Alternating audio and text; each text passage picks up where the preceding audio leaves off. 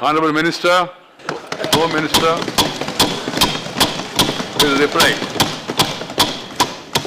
सभापति महोदय, आज मैं इस सम्मानीय सदन के सामने एक ऐतिहासिक संकल्प और बिल लेकर उपस्थित हुआ हूं। महोदय, मैं जो दो संकल्प और बिल लाया हूं, उसमें कई सारे सदस्यों ने कुछ शंकाएं व्यक्त करी हैं, कुछ अपने विचार रखे हैं, कुछ जेन्युइन कंसर्न भी सदन के पटल पर रखे हैं, कुछ अपनी पार्टी की विचारधारा को भी, लाइन को भी रखने का प्रयास किया है। मगर मैं सदन के सामने स्पष्ट करना चाहता हूं, एज अ लेजिस्लेटर, मैं जब दोनों संकल्प और बिल लेकर आया हूं, तो मैं मानता हूं कि जम्मू कश्मीर में एक लंबे रक्तपात भरे युग का अंत धारा 370 के समाप्त होने से बनेगा। सभापति महोदय, मैं इसके विषय में जाने के पहले आज हमारे प्रथम राष्ट्रीय अध्यक्ष और जिन्होंने धारा 370 को हटाने के लिए शहादत दी, वो श्यामा प्रसाद मुखर्जी को भी जरूर याद करना चाहता हूं। सभापति महोदय, मैं उन 41,849 लोगों को भी याद करना चाहता हूं जो कश्मीर के अंदर 89 से लेकर 2018 तक जो रक्तपात चला, इसकी भेंट चढ़ गई। कह रहे हैं, कुछ सदस्यों ने कहा कि इसका हिसाब कौन देगा, क्या होगा अंत? मैं पूछना चाहता हूं, ये 41,849 लोग घाटी के और कश्मीर के मरे, इसका हिसाब किसको देना है? और मुझे बहुत स्पष्टता है, ये 41,849 लोग, उनकी जान न जाती सभापति महोदय, अगर धारा 370 न होती। पूरे सदन ने अलग अलग प्रकार से अपने विचार रखे और धारा 370 और 35A पर बहुत सारी बातें करी, मगर ज्यादातर बातें टेक्निकलिटी पर करी। धारा 370 की उपयोगिता के लिए शायद कोई कुछ नहीं। किसी ने कहा कि इतिहास का हिस्सा है, भारत का वादा था, हमारा कमिटमेंट था, वगैरह वगैरह वगैरह। मगर धारा 370 से भारत और विशेषकर जम्मू कश्मीर, लद्दाख और विशेषकर घाटी को क्या प्राप्त होने वाला है, वो किसी ने नहीं बताया। मगर मैं सबसे पहले, सब चीजों को मैं डील करूंगा सभापति महोदय, परंतु सबसे पहले मैं कहना चाहता हूं कि धारा 370 ने जम्मू कश्मीर, लद्दाख और घाटी के लोगों का कितना नुकसान किया है। धारा 370 के रहते मैं आपको बताना चाहता हूं मान्यवर, कि अभी बताया कि 35 से और धारा 370 जाने से क्या हो जाएगा। मैं बताना चाहता हूं कि उदाहरण देकर, माने देश का विभाजन हुआ, पाकिस्तान की रचना हुई, देश भर में पाकिस्तान से निराश्रित लोग आए, पाकिस्तान से शरणार्थी आए, कुछ पंजाब में गए, कुछ गुजरात में गए, कुछ महाराष्ट्र गए, कुछ जम्मू कश्मीर में भी गए। मान्यवर, जम्मू कश्मीर में जो पाकिस्तान के शरणार्थी गए, उनको आज तक नागरिकता नहीं मिली, वो वहां काउंसिलर भी नहीं बन सकते। क्या ये उनके साथ अन्याय नहीं है? अन्याय है या नहीं? और देश में क्या हुआ? इस देश को 2 प्रधानमंत्री पाकिस्तान से आने वाले शरणार्थियों ने दिए, श्री मनमोहन सिंह और श्री गुजराल साहब। कोई प्रधानमंत्री तो बन सकता है, और जम्मू कश्मीर में जिसने शरण ली वो काउंसिलर नहीं बन सकता है। ये कहां क्या न्याय है? जो इसके पक्ष में खड़े हुए हैं उनको इसका जवाब देना चाहिए। ये कहां का न्याय है और क्यों ये अन्याय? मान्यवर, ये कहते हैं कि 370 और 35 से जाएगी तो कयामत आ जाएगी, और 370 के कारण ही जम्मू कश्मीर भारत के साथ जुड़ा। मैं इसके बाद बताना चाहता हूं, मगर मैं आपके माध्यम से सदन के सभी सदस्यों को, देश को और विशेषकर घाटी की जनता को बताना चाहता हूं कि 370 ने जम्मू कश्मीर, लद्दाख और विशेषकर घाटी का क्या नुकसान किया। मान्यवर, 370 के कारण जम्मू कश्मीर में कभी भी लोकतंत्र परकोलेट नहीं हुआ। 370 और 35 के कारण भ्रष्टाचार बड़ा फला फूला, बड़ा पनपा और चरम सीमा पर पहुंचा। 370 और 35 के कारण ही गरीबी घर कर गई। पूरे देश के अंदर विकास दिखाई पड़ता है।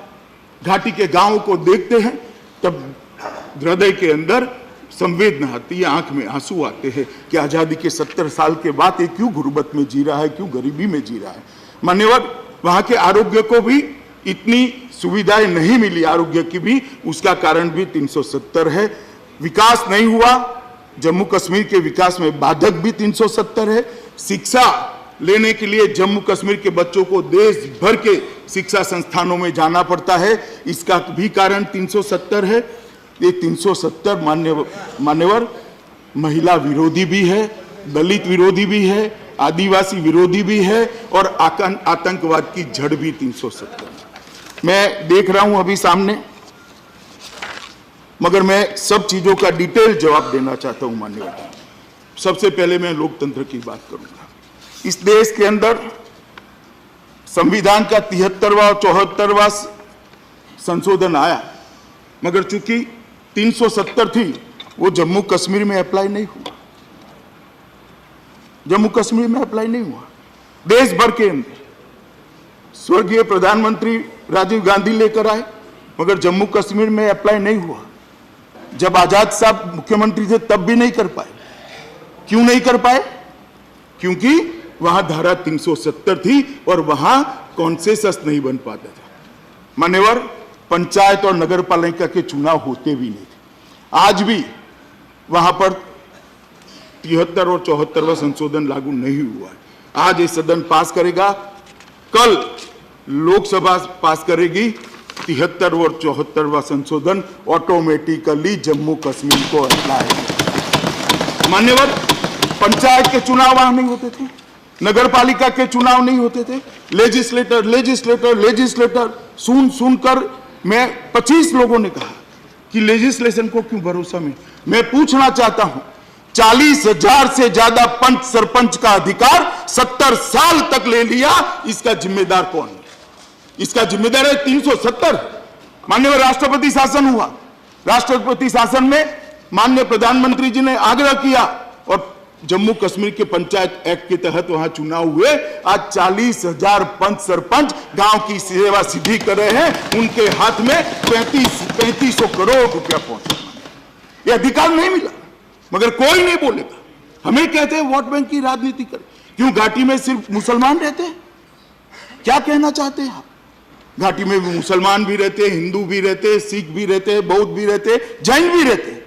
धारा 370 अच्छी है तो सबके लिए अच्छी है और बुरी है तो सबके लिए बुरी है। हम धर्म की राजनीति नहीं करते। मान्यवर, 3 परिवारों के शासन ने जम्मू कश्मीर को बैन में रखा। जम्मू कश्मीर के अंदर लोकतंत्र को परकोलेट नहीं होने दिया और आज ये राष्ट्रपति शासन के अंदर प्रधानमंत्री जी के अगुवाई में वहां पर चुनाव हुआ। 40,000 पद सरपंच आज काम कर रहे हैं। चुनाव में एक बूंद भी खून की भूमि पर नहीं गिरी, शांतिपूर्ण चुनाव हुआ और 5-5%, 7-7% वोट लेकर ये देश की सबसे बड़ी पंचायत में जो लोग आते हैं, मैं उनको कहना चाहता हूं 50-50% वोटिंग हुआ। ये बात बताती है कि जम्मू कश्मीर की जनता जमहूरियत चाहती है, लोकतंत्र चाहती है। अभी भी मैं कहना चाहता हूं, एक बार संपर्क बनाइए, राजनीति से ऊपर उठिए, वोट बैंक की राजनीति को किनारे करिए, तो आपको मालूम पड़ेगा कि 370 ने जम्मू कश्मीर का कितना किया। मान्यवर, मैंने कहा जम्मू कश्मीर की गरीबी के लिए, जम्मू कश्मीर की गरीबी के लिए 370 जिम्मेदार है। और मैं कुछ आंकड़े देना चाहता हूं।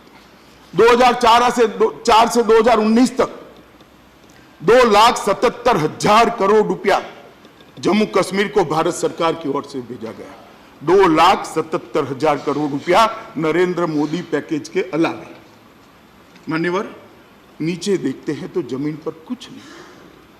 मैं इसमें बाद में आता हूं क्यों कुछ नहीं हुआ, मगर 2011 और 12 में भारत में प्रति व्यक्ति भारत सरकार ने 3683 रुपया भेजा, 3683, और जम्मू कश्मीर में प्रति व्यक्ति 14,255 रुपया भेजा, मगर वहां विकास नहीं हुआ। क्यों नहीं हुआ? क्योंकि करप्शन को कंट्रोल करने वाली एजेंसियों को वहां एंट्री नहीं है। कौन रोकता है? 370 रुपये।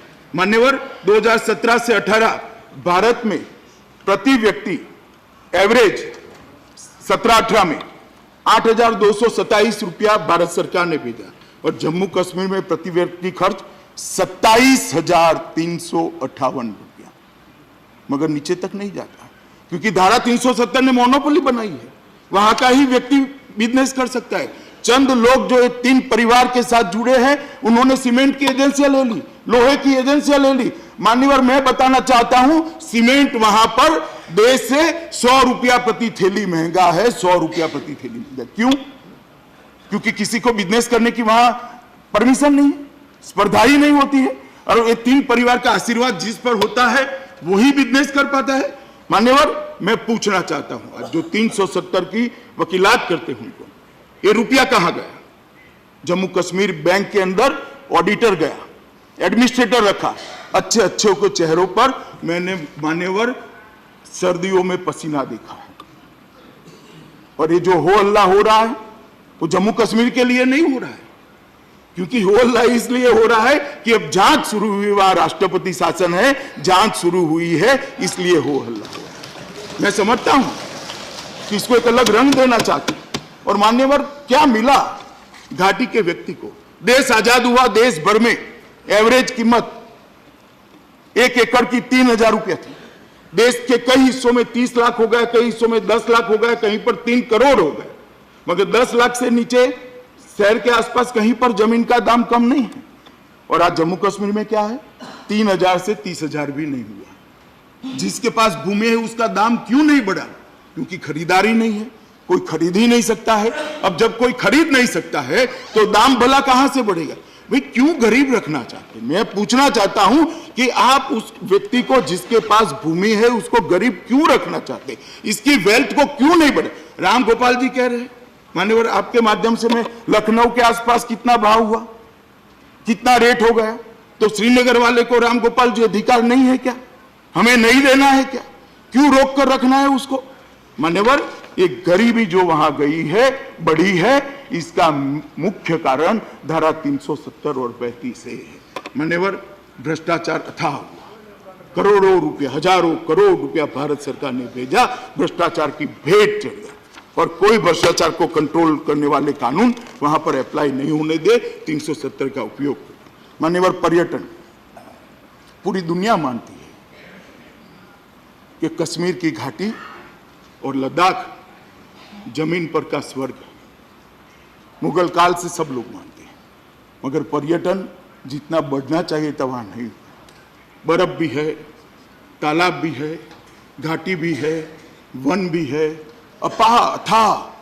अपार और अथाह संभावनाएं पड़ी है पर्यटन की, मगर वहां पर पर्यटन नहीं बढ़ा, क्योंकि कोई भी अच्छा होटल वहां भूमि ही नहीं खरीद सकता, और भला कौन जाएगा बाहर? पर्यटन की संभावनाओं को सीमित करने का काम धारा 370 ने। बड़ी बड़ी कंपनियां वहां जाना चाहती है, अच्छे होटल लगाना चाहती है, बहुत बड़ी ट्रैवल कंपनियां वहां अपना ऑफिस खोलना चाहती है, घाटी के अंदर खोलना चाहती है। खुल गई तो घाटी के लोगों को रोजगार मिलेगा, घाटी के युवाओं को कामकाज मिलेगा, वो टैक्सी चलाएगा, वहां नौकरी करेगा, कोई गाइड बनेगा। परंतु वहां इसलिए पर्यटन बढ़ नहीं सकता क्योंकि वहां पर 370 के कारण कोई बड़ी पर्यटन कंपनी, मतलब ट्रैवल एजेंसी वहां जा नहीं सकती है, कोई बड़ी कंपनी वहां होटल भी नहीं बने। वहां हजरतवाल है, शंकराचार्य है, वैष्णो देवी है, अमरनाथ है, ढेर सारी रिलीजियस टूरिज्म की संभावना भी वहां पर पड़ी है, मगर इसको ढंग से सभी संभावनाओं को उसका दोहन नहीं हो पाता है, उसको एक्सप्लोर नहीं कर, मानवर विकास भी नहीं होता। कोई व्यक्ति आज जम्मू और कश्मीर में बड़ी इंडस्ट्री लगाना चाहता है तो मुझे जरा समझा दे, 370 के पक्ष में बोलने वाले, मैं थोड़ी देर ज्यादा बैठूंगा, वो कैसे लगाएगा? और बड़ी इंडस्ट्री नहीं लगेगी तो बेरोजगारी कैसे रुकेगी? कोई स्मॉल स्केल इंडस्ट्री वहां जाकर लगाना है, स्मॉल स्केल इंडस्ट्री भी पंजाब से जाकर, हिमाचल से जाकर 35 है और 370 है, वो कहां से लगाएगा? क्यों आप मोनोपोली में आज भी कश्मीर को जकड़ कर रखना? मान्यवर, मैं आपके माध्यम से घाटी के युवाओं को भी कहना चाहता हूं, ये जो आपको स्वप्न दिखाते हैं 370 से घाटी का युवा का कोई भला नहीं होने वाला है। कुछ सियासतदानों का भला होने वाला है, कुछ पॉलिटिशियनों का भला। घाटी को कोई फायदा नहीं। कोई मुझे गिना दे क्या फायदा है, समझा दे क्या फायदा है। हाँ भाई, बिजली मिल जाएगी, चलो 370 चालू रखो। टॉयलेट मिल जाएगा, 370 चालू रखो। रोजगारी मिल जाएगी, 370 चालू रखो। तनख्वाह 5,000 मिलती है, 15,000 हो जाएगी, 370 चालू रखो। और संस्कृति भाषा, बाकी सारे राज्य, इतनी सारी रियासतें जुड़ गई, सबका संस्कृति भाषा विलोपित हो गया है क्या? विलोपित हो गया भारत में। आज महाराष्ट्र की संस्कृति नहीं बची, गुजरात की संस्कृति नहीं बची। मैं इस पर मान्यवर बाद में आता हूं। आरोग्य, हेल्थ, उसकी भी हालत वहां पर खस्ता हाल है, क्योंकि जिस प्रकार से आबादी बढ़ रही है देश भर में, सरकारें इस देश का, अकेली सरकारें इस देश के हेल्थ को अप टू मार्क नहीं रख सकती। कई जगह पर पीपीपी मॉडल को स्वीकार किया गया, कई जगह पर प्राइवेट हॉस्पिटलों को लाया गया मान्यवर, मगर यहां ना पीपीपी मॉडल भी हो सकता है, ना प्राइवेट हॉस्पिटल भी हो सकता है। अगर किसी के प्रभाव से चले जाए तो चले जाए, मगर जब संपत्ति ही अपने नाम पर नहीं होती है तो कोई कैसे जाएगा? और क्या तर्क है इसके पीछे? आरोग्य को भी सुधरने नहीं देंगे हम। आज प्रधानमंत्री आयुष्मान भारत योजना आ गई, मगर अस्पताल कहां? उसको 5 लाख रुपया उपयोग करने का अधिकार मिल गया, नर्स कहां? डॉक्टर कहां? 35 है, कौन डॉक्टर वहां जाएगा? इसके बच्चे को ना वहां वो मताधिकार है, ना वो अपना मकान खरीद सकता है, ना अपनी भूमि खरीद सकता है, ना अपनी ढंग से वहां रहकर मतदान प्राप्त कर सकता है। कौन विश्व का बड़ा डॉक्टर वहां जाकर रहेगा? मुझे जरा 370 की वकालत करने वाले बताएं, कौन मुंबई से डॉक्टर वहां जाकर रहेगा? उड़ीसा में ढेर सारे डॉक्टर जाते हैं, देश भर के जाते हैं, दुनिया भर के जाते हैं। गुजरात में दुनिया भर के डॉक्टर आते हैं, देश के आप, मगर उसको घर खरीद करने की वहां पर परमिशन है। मान्यवर, वो अपने आप को सेफ महसूस करता है, उसको लगता है कि मैं 4 पैसा कमाऊंगा या इन्वेस्ट करूंगा तो वो सलामत है। कोई नहीं जाता मान्यवर, और इसके कारण ये आरोग्य पर भी ढेर सारी जो कमियां दिखती है, उसका मूल कारण भी 300। मैं बहुत शॉर्ट में आंकड़े के साथ में डिटेल में भी बता सकता हूं। आंकड़े तो मैं कल एक पत्र लिखकर गुलाम नबी साहब को भेजने भी वाला हूं कि भाई देखिए, आप भी पुनः विचार करिए जरा, अभी भी समय है।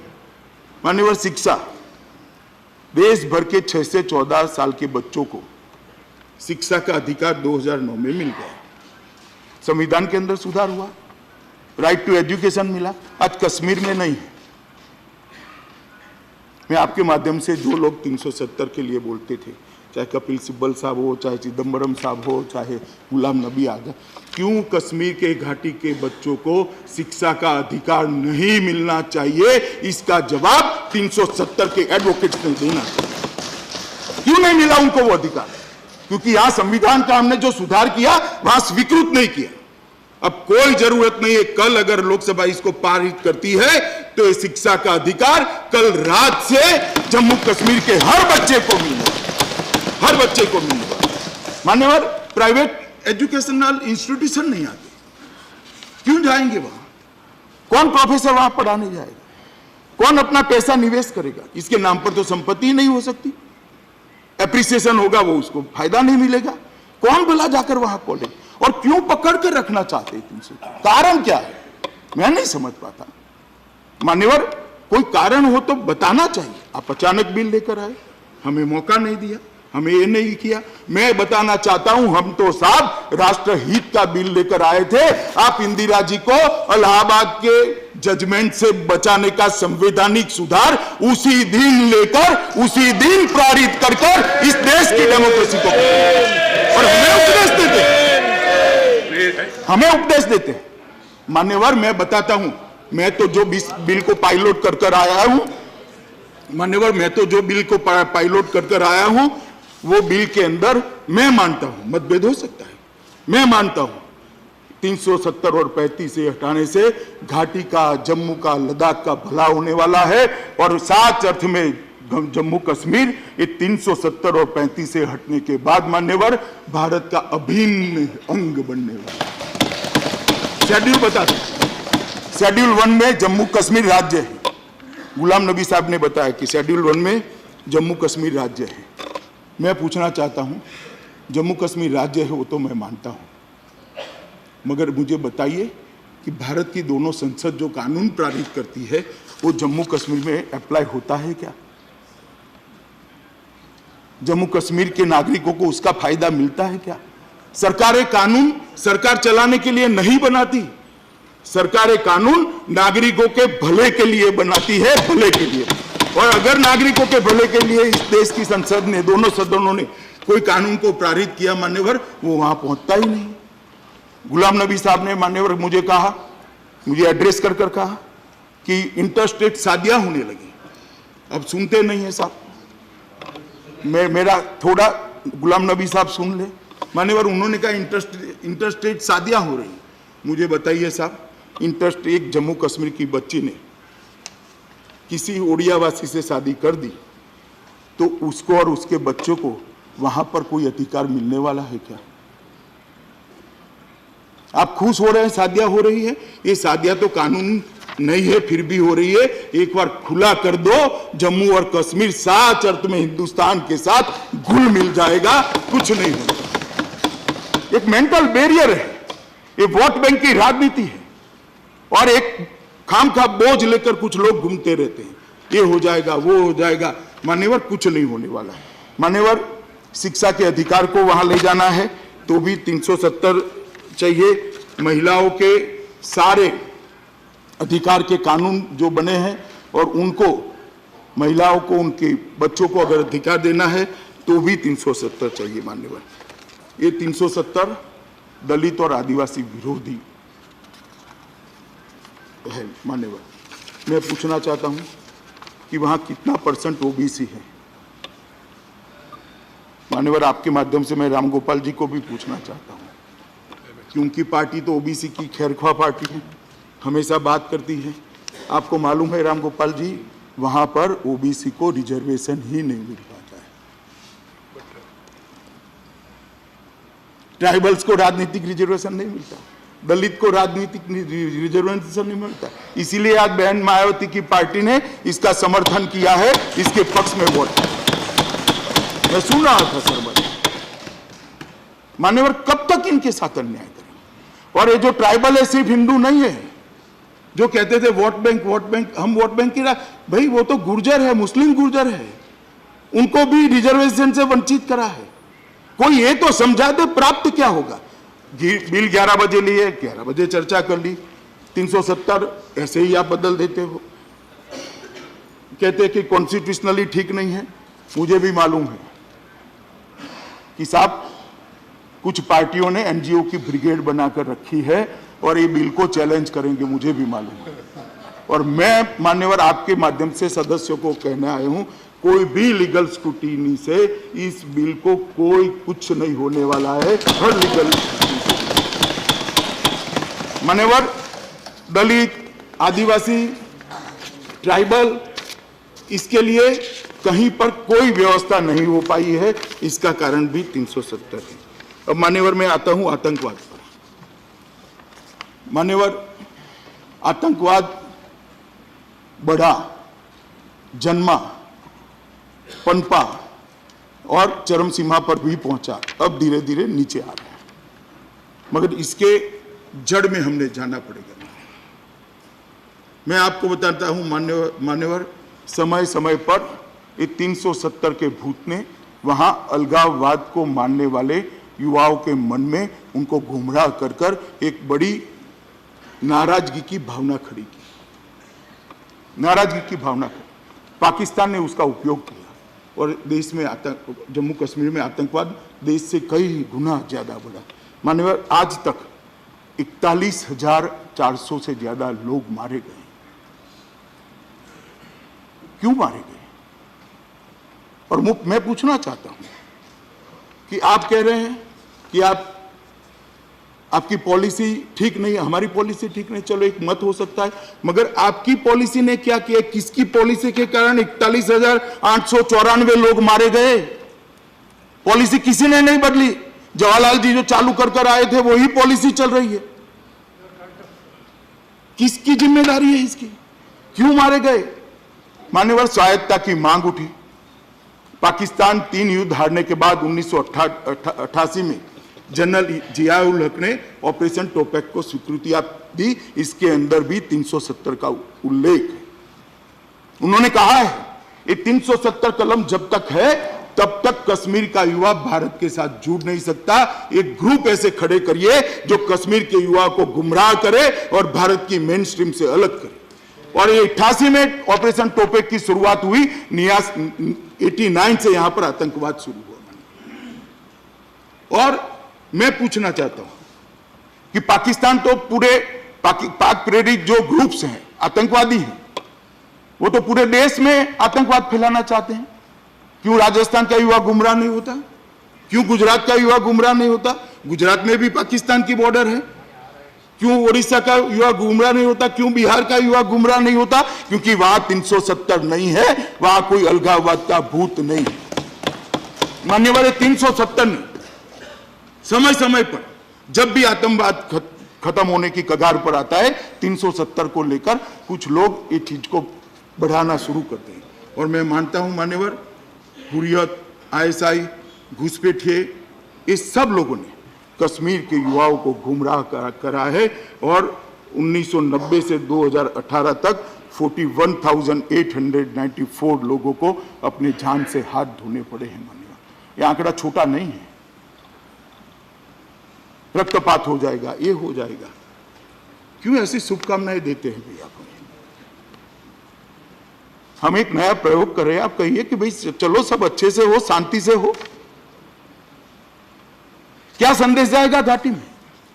आप यहां खड़े रह होकर कहोगे रक्तपात हो जाएगा? हम क्या ये सदन रक्तपात कराना चाहता है? ये सदन घाटी में क्या संदेश डालना चाहता है? कि आप जीते रहो 18वीं सदी की व्यवस्थाओं में? उनको अधिकार नहीं है 21वीं सदी की व्यवस्थाओं के अंदर जीने का? और साहब, ये जो लोग उकसाते हैं ना, उनके बेटे बेटियां सब लंदन और अमेरिका में के अंदर पढ़ाई करते हैं। जरा पढ़े वहां की स्कूल के अंदर, जरा पढ़े वहां की कॉलेज के अंदर, तब मालूम पड़ेगा धारा 370 क्या है। 370 के जितने एडवोकेट्स हैं, इनके बेटे कहां पढ़ते हैं पूछिए साहब। उनको चिंता नहीं है, क्योंकि अपने तो सब कर लिया अच्छे से। मगर घाटी के युवा को आज भी अनपढ़ रखने के लिए, घाटी के युवा का विकास न करने के लिए ये 370 एक बहुत बड़ी बाधक है। और मैं स्पष्टता से मानता हूं मान्यवर, जब तक 370 और 35 से है, कश्मीर के अंदर से आतंकवाद की समाप्ति नहीं हो सकती है, नहीं हो सकती। निहायत जरूरी है कश्मीर को आतंकवाद से मुक्त करने के लिए कि धारा 370 लाई जाए। हम मोदी जी के नेतृत्व में जो सरकार चल रही है, हम घाटी के युवाओं को मान्यवर गले लगाना चाहते हैं, उसको एक अच्छा भविष्य देना चाहते हैं, अच्छी शिक्षा देना चाहते हैं, अच्छी स्वास्थ्य की सुविधाओं देना चाहते हैं। वहां इंडस्ट्री लगेगी, उसको रोजगार मिलेगा। वहां टूरिस्ट जाएंगे, उसको रोजगार मिलेगा। उसको संपन्न बनाना चाहते हैं। बाकी भारत के अंदर जिस प्रकार से विकास हुआ है उसी तरह से कश्मीर के अंदर विकास हो, इसके लिए ये 370 का ऑब्स्टेकल निकालना जरूरी है। और मैं आज भी कहना चाहता हूं मान्यवर, आज भी कहना चाहता हूं कि जवाहरलाल नेहरू जी ने भी कहा था कि 370 चिंता मत करो, घिसते घिसते घिस जाएगी, मगर 370 को इतने जतन से संभाल कर रखा, 70 साल हुए घिसी नहीं। और आप मुझे बताइए, ये टेम्पररी प्रोविजन है, सब स्वीकार करते हैं। टेम्पररी शब्द 70 साल तक चल सकता है क्या? कब जाएगा, कैसे जाएगा? ये टेम्पररी प्रोविजन को कब तक चलाना है? और आप कह रहे हो, कुछ सदस्यों ने कह दिया कि सरदार पटेल जम्मू कश्मीर को पाकिस्तान को देना चाहते थे। मेरा तो आग्रह है मान्यवर, इस प्रकार की बातों को आपने रिकॉर्ड पर से दूर कर लेना चाहिए, इसका संज्ञान लेना चाहिए। सरदार पटेल ने देश के अंदर 650 से ज्यादा रियासतों को जोड़कर अखंड भारत बनाने का प्रयास किया। और आप कह रहे हो कि वो जम्मू कश्मीर को पाकिस्तान को देना चाहते हैं। मैं रिकॉर्ड साफ कर दूं, जम्मू कश्मीर को कभी सरदार पटेल ने डील नहीं किया था। सरदार पटेल ने डील किया जूनागढ़ को, आज भारत में है विदाउट 370 है। डील किया हैदराबाद को, भारत में है विदाउट 370 है। जम्मू कश्मीर को डील किया पंडित नेहरू ने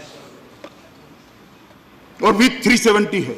और आज हम भी कर रहे हैं। नहीं, सरदार पटेल के पास ये मसला था ही नहीं। मैं मेरे मंत्रालय की फाइल 601 के मामले में अहिंगर और सरदार पटेल बराबर जो कॉन्स्टिट्यूएंट असेंबली नहीं, मैं 370 की बात नहीं कर रहा। पाकिस्तान को देने के लिए कहा वो विषय। मान्यवर, मैं स्पष्टता कर दूं फिर से, गुलाम नबी आजाद ध्यान से सुनते नहीं है, शायद वो रीथिंकिंग करे मेरी बात सुनकर के 370 के पक्ष में वोट डालना, इसलिए ध्यान से सुन नहीं रहे। मान्यवर, मैं बताता हूं आपको कि मैंने ये नहीं कहा कि कॉन्स्टिट्यूएंट असेंबली ने किसने क्या कहा। ये मामले को कौन देख रहा था, इसमें कहीं सरदार पटेल साहब का जिक्र ही नहीं है, दखल भी नहीं। और मैं बताता हूं मगर रेको जरा भी दखल नहीं। पंडित नेहरू अमेरिका में थे और ये 370 मैं 370 की बात नहीं कर रहा। 370 डिस्कस अभी भी आप समझ रहे हैं। अहिंगर और सरदार पटेल और मौलाना आजाद 370 के बारे में नहीं। मैं 370 के बारे में कह ही नहीं रहा, भारतीय संघ के साथ संधि के बारे में कह रहा हूं। इसमें कहीं भी और भी सरदार पटेल नहीं थे। मान्यवर, मेरा विनम्रता से कहना है कि 370 है, आतंकवाद की झनक है, इसलिए 370 का जाने का समय आ गया है। और अगर आज 370 नहीं जाती है तो आतंकवाद को हम जम्मू कश्मीर से नाबूद नहीं कर पाएंगे। मान्यवर, कुछ लोगों ने कहा कि 370 जम्मू कश्मीर को भारत के साथ जोड़ती है। स्पिरिट से देखा जाए तो वो ठीक है, मगर मैं 2 तिथियां कहना। महाराजा हरि सिंह द्वारा 27 अक्टूबर 1947 में instrument of accession of Jammu Kashmir में साइन किया गया। वो कब करा? 27 अक्टूबर 1947 में, और 370 1949 में आई। भारत के साथ जुड़ाव का 370 से कोई लेन देन नहीं है मान्यवर, ये भ्रामक प्रचार किया गया है। मान्यवर, कहते कि 370 नहीं रहेगी तो भारत से जम्मू कश्मीर अलग हो जाएगा। मेरी समझ में नहीं आता मान्यवर कैसे अलग हो जाएगा। और मैं घाटी के लोगों को कहना चाहता हूं, इस देश में बहुत सारी रियासतें थी, 370 के बगैर, 35 के बगैर भारत के साथ घुल मिल गई, मगर सबने अपनी अपनी संस्कृति बनाकर रखी। मराठियों ने, महाराष्ट्र ने अपनी संस्कृति बनाकर रखी, भाषा भी संभाल कर रखी। गुजरात ने अपनी संस्कृति बनाकर रखी है, भाषा भी संभाल कर रखी है। तमिलनाडु ने अपनी संस्कृति बनाकर रखी है, अपनी भाषा को भी वो प्रोटेक्ट करते हैं। तेलुगु राज्यों ने अपनी संस्कृति बनाकर रखी है, अपनी भाषा को। 370 कहां से, किस प्रकार से आपकी संस्कृति को प्रोटेक्ट करता है, मेरी ये समझ में नहीं आता है। वो प्रोटेक्ट करता है केवल और केवल 3 सियासतदानों के परिवार को प्रोटेक्ट करता है, वो नहीं चाहता। और 370 को पूरे देश के अंदर वोट बैंक का मुद्दा बनाया हुआ है। और गुलाम नबी साहब ने कहा कि यहां तो बम फूट गया सुबह, मैंने बम फोड़ दिया कि 370 ये 33 से ये सब लेकर आया। मुझे तो मालूम नहीं पड़ता साहब, 1950 से मेरे पार्टी के अंदर हर घोषणा पत्र में के अंदर है कि हम 370 को निकाल देंगे। इस बार भी था, क्योंकि हमारा शुरू से मानना है कि जम्मू कश्मीर के हित में नहीं है, भारत के हित में तो नहीं ही है, मगर जम्मू कश्मीर के हित में भी नहीं है, और विशेषकर घाटी के हित में नहीं है मान्यवर। इसलिए मैं मानता हूं कि 370 तुरंत जानना चाहिए। मान्यवर, 1964 के अंदर लोकसभा के अंदर एक चर्चा हुई थी, लोकसभा के अंदर चर्चा हुई, इसमें राम मनोहर लोहिया जी ने एक बहुत, आपके माध्यम से मैं राम गोपाल जी को थोड़ा याद, लोहिया जी की बात कर रहा हूँ, राम मनोहर लोहिया जी ने कहा कि जब तक धारा 370 है, भारत और कश्मीर का एकीकरण नहीं हो सकता है, एक रूपता नहीं आ सकती है। मधुलिमिया ने कहा, सरजू पांडे ने कहा, एच.ए. मुखर्जी ने कहा, इंदर मल्होत्रा ने कहा, समनानी ने कहा, अब्दुल गनी कश्मीर के ही मुस्लिम सांसद थे, उन्होंने कहा, गोपाल दत्त मैंगी ने भी कहा, श्यामलाल सराफ ने कहा और कांग्रेस के 14 संसद सदस्यों ने भी कहा। सदन को स्थगित कर दिया। उस वक्त भी रूल का भंग हुआ था, सदन को स्थगित कर दिया। दूसरे दिन व्हीप डाला और व्हीप डालकर कांग्रेस के लोग इसके पक्ष में वोट न डाले, इसकी व्यवस्था कर चर्चा हुई। मगर उस वक्त इस देश के गृहमंत्री, तत्कालीन गृहमंत्री गुलजारी लाल नंदा ने कहना पड़ा, बहुत सारे सदस्यों की भावना है, हम अभी ये उचित समय नहीं है, कुछ ही समय के अंदर इस पर सोच विचार कर कदम उठाएंगे, संवैधानिक कदम उठाएंगे। मेरा जन्म 64 में हुआ था, सब 55 साल चले गए। ये उचित समय आया नहीं। उचित समय तब आया जब श्री नरेंद्र मोदी इस देश के प्रधानमंत्री। मान्यवर, इसमें कोई उचित समय की जरूरत नहीं थी, पॉलिटिकल विल चाहिए थी। मत बैंक की राजनीति से ऊपर उठकर देश के लिए फैसला करने का जिगर चाहिए था, और वो जिगर हमारे प्रधानमंत्री नरेंद्र मोदी। और मान्यवर, ये पॉलिटिकल विल के कारण ही आज 370 को सीज करने का प्रस्ताव लेकर मैं इस सदन के सामने आया हूं। मान्यवर, 370 का बहुत सारा अच्छा बुरा उपयोग दुरुपयोग भी हुआ है। मैं एक छोटा सा उदाहरण देना चाहता हूँ। इमरजेंसी आई सर, इंदिरा जी एक प्रस्ताव लेकर आई कि सारे विधायक मंडल और सारी संसद का कालखंड 6 साल कर देंगे। तब से जम्मू कश्मीर असेंबली ने 370 होते हुए उसको एडॉप्ट कर दिया और 6 साल कर दिया। बाद में मोरारजी देसाई आए, मोरारजी भाई आए, उन्होंने डू अनडू कर दिया, 6 साल से फिर से 5 साल किया। मगर 370 के कारण वहां 5 साल नहीं हुआ, आज भी 6 साल ही है। इस प्रकार से अगर आप इसको ऑपरेट करोगे तो मैं मानता हूं मान्यवर कि ठीक नहीं होगा। काफी सारे सदस्यों ने काफी सारी बात जानना चाही। प्रसन्न आचार्य जी ने कहा कि अगर ये प्रस्ताव पारित होता है तो आप रिजर्वेशन का बिल लेकर क्यों आए। मैं प्रसन्न आचार्य जी को स्पष्टता करना चाहता हूं कि रिजर्वेशन का बिल लेकर मैं इसलिए आया हूं कि सदन में तो आज पास हो जाएगा साथ में, मगर वहां का सदन क्या करेगा मुझे मालूम नहीं है, इसलिए मैं लेकर आया हूं। अगर वहां का सदन भी पास कर देगा तो मैं रिजर्वेशन के बिल को नहीं मूव करूंगा, क्योंकि रिजर्वेशन के बिल को मूव करने की जरूरत ही नहीं होगी। 10% रिजर्वेशन ऑटोमेटिकली जम्मू कश्मीर को अप्लाई करेगा। और उस सबसे पहली शुरुआत स्वपन दास जी ने कहा 370 के लिए संवैधानिक सुधार की जरूरत है या नहीं है। स्वपन दास जी, नहीं है। अगर सभापति महोदय कहते हैं तो मैं पूरा कॉन्स्टिट्यूशनल पोजीशन भी सदन के सामने रखने के लिए तैयार हूं, मगर ये नहीं है। उन्होंने कहा कि कब तक ये यूटी रहेगा। मान्यवर, मैं गुलाम नबी साहब और जितने सारे लोगों ने, बहुत सारे लोगों ने यूटी बनाने पर अपनी आपत्ति दर्ज करी। मैं निश्चित रूप से उनको आश्वस्त करना चाहता हूं कि जैसे ही नॉर्मल परिस्थिति हो जाएगी, उचित समय आएगा, हम इसको फिर से स्टेट बनाने के लिए और मैं आज इस सदन से के माध्यम से जम्मू कश्मीर की जनता को भी कहना चाहता हूं, जम्मू कश्मीर भारत का मुकुटमणि है और इसमें हमें कोई मतभेद, कोई दिक्कत, जब भी उचित समय आएगा। मगर जिस प्रकार के भाषण हो रहे हैं आज, मुझे लगता है कि थोड़ा लंबा समय जाएगा, क्योंकि ये भाषण बाद में घाटी में भी होने वाला है।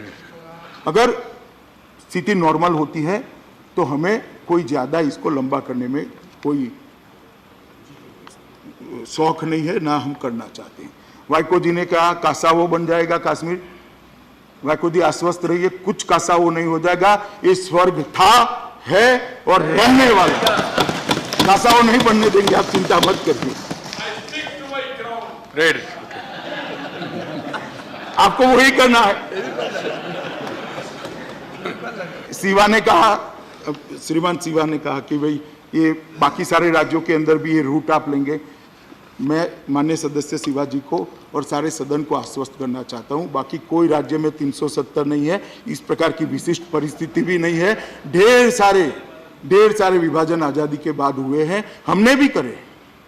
हमने उत्तराखंड बनाया, हमने झारखंड बनाया, हमने छत्तीसगढ़ बनाया, आपने आंध्र और तेलंगाना बनाया, और मुझे इतने सारे सलाह देते हैं मान्यवर, मैं उनको आंध्र तेलंगाना के डिवीजन का दृश्य जरा आंख बंद कर याद करे कैसे करा था। मैं तो सिर्फ उस दिन बिल, आज बिल लाया और आज पारित करने का आग्रह किया, आपने आपके विशेषाधिकार का उपयोग करके मुझे अनुमति दे दी, कृपा हो गई आपकी, तो मैं बिल पास कर रहा हूं। आपने तो सार्जेंट से उठाकर सबको बाहर डाला, दरवाजे बंद करे, टीवी बंद करा, और उसके बाद में आंध्र और तेलंगाना बनाया था, जो आज में नहीं। तो हमें मत समझाइए कि किस तरह से होता है। मान्यवर गुलाम नबी आजाद साहब ने कहा कि हजारों विधवा हुई हैं कश्मीर की 370 को बचाने के लिए, 370 को बचाने के लिए या कश्मीर को बचाने के लिए कम विधवा हुए। गुलाम नबी आजाद साहब, विधवाएं जरूर हुई हैं, 41,000 से ज्यादा लोग मारे गए, हुई है, मगर 370 के कारण। और मैं स्पष्ट संदेश देना चाहता हूं घाटी के लोगों को, 70 साल तक 370 के साथ जिए। ये 370 के वादों को कांग्रेस सरकारों ने बार बार दोहराया, गुमराह किया। मैं कहता हूं हमें 5 साल दे दीजिए, हम कश्मीर को देश का सबसे ज्यादा विकसित राज्य बनाएंगे। मैं कश्मीर घाटी के युवाओं को कहना चाहता हूं, भरोसा करिए नरेंद्र मोदी जी की सरकार पर, कुछ नहीं होने वाला। ये बरकरार रहे हैं, गुमराह कर रहे हैं, जो आपको अपनी पॉलिटिक्स के लिए कर रहे हैं, उनकी मत सुनिए। मैं कहना चाहता हूं आपके माध्यम से मान्यवर कश्मीर के युवाओं को कि एक 5 साल के अंदर कश्मीर के अंदर परिवर्तन आएगा, तब जाकर आपको मालूम पड़ेगा कि 70 साल जो चीज को लेकर निकले वो चीज ही ठीक नहीं, तब जाकर मालूम पड़ेगा। मान्यवर, बाद में फाइनल सॉल्यूशन के बारे में टिप्पणियां की, मगर मैं मानता हूं मान्यवर, मैं फिर से रिपीट करना चाहता हूं, एक सदस्य ने कहा था कि ये कश्मीर समस्या का फाइनल सॉल्यूशन है। मान्यवर, समय जरूर लगेगा, मगर रास्ता 370 का रिमूवल ही रास्ता है और कोई रास्ता नहीं है, ये मैं निश्चित रूप से मानता हूं मान्यवर। और दूसरा,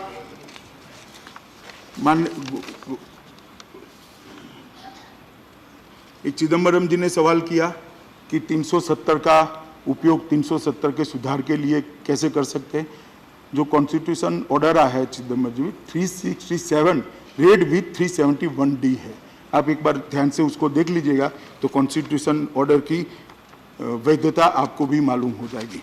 मान्यवर, मैं आज इस भाषण के अंदर कोई पॉलिटिक्स करना नहीं चाहता, मेरे पास बहुत सारा मटेरियल है, परंतु मैं बड़े भाव के साथ आज ट्रेजरी बैंक के बेंच के और विपक्ष के दोनों सदस्यों को कहना चाहता हूं कि अलग अलग रास्तों से धारा 370 के साथ कश्मीर के अंदर सामान्य स्थिति लाने का प्रयास सबने अपने अपने तरीके से मन से करा है। मैं कोई ऐसा नहीं कहता कि किसी ने मन के बगैर किया, आधा अधूरा करा है, सबने मन से करा है, मगर कश्मीर के अंदर सामान्य स्थिति नहीं हुई है, ये वास्तविकता को हमने स्वीकारना पड़ेगा। आज मैं ये जो 2 संकल्प और विधेयक लेकर आया हूं, मुझे लगता है कि कश्मीर की समस्या के समाधान का रास्ता यहीं से होकर निकलेगा, मुझे विश्वास है मान्यवर। तो मैं सभी को कहता हूं कि हम सब वोट बैंक की राजनीति से ऊपर उठ जाए, हम सब वोट बैंक की राजनीति से ऊपर उठ जाए और कश्मीर को नॉर्मल होने के लिए सरकार की भी सहायता करे, कश्मीर के युवाओं को भी सहायता करे, और कश्मीर के लिए जो अच्छा सोचते हैं वो सब लोग एकत्रित आकर ये धारा 370 हटाने का जो कदम हुआ है, वो कदम को हम लेकर जाएं कश्मीर की जनता के बीच में। और ये सदन यूनाइटेड होकर, सदन की काफ़ी सारी पार्टियां, आमतौर पर हमारे साथ मान्यवर जो पार्टियां नहीं रहती हैं, ऐसी पार्टियों ने भी आज समर्थन में भाषण करे। आप पार्टी ने किया है, बसपा ने किया है, YSRCP ने किया है, TDP ने किया है, बहुत सारे लोगों ने, आज BJD ने किया है, बहुत सारे लोगों ने पक्ष में भाषण दिए और सब लोग मानते हैं। AIDMK ने भी किया, AIDMK ने, AIDMK ने भी किया। और मान्यवर, में जो नया जोड़ा उनका नाम ले रहे हैं भाई, अब पुराना है। मान्यवर, और मैं सबको ये भी बात कहना चाहता हूं, रात को घर पर जाकर सुबह के टीवी के कार्यक्रम देखिए।